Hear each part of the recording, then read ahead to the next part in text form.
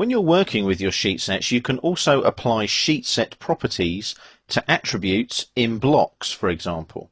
Let's have a look at that now. Let's have a look at our View tab here on the ribbon and go to our Sheet Set Manager. I'm going to select my HDP1 New House project and right-click and go to Properties on the shortcut menu. Now you'll notice at the bottom we've got some sheet set custom properties that I've added. We have the client address, which is Rachel in Nevada, client name, Allen Construction Limited, project name 1, HDP1, project name 2, New Housing Project. To edit your custom properties, you go in there like so.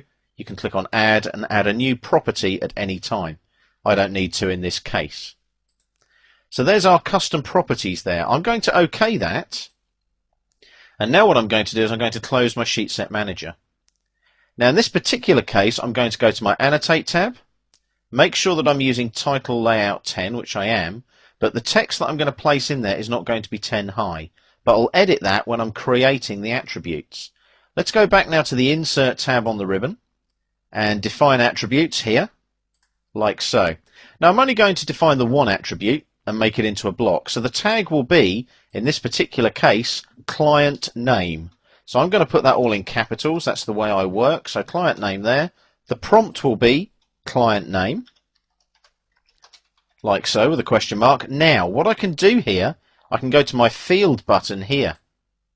And if I go now to Sheet View, there's my properties there. There's my HDP1. But look, there's my custom properties. There's client name there, Allen Construction Limited. So I'll OK that, Allen Construction Limited. Justification, I'm going to make that middle center. And I'm going to change this here, text style, just to standard. And I'm going to make the text height 3, like so. I'm going to OK that. And there it is there. So I need to place that now in there like so. So I'm going to move that up there from the midpoint there to there. Just hover, use the object snap tracking, type in 5, enter. And there's my client name.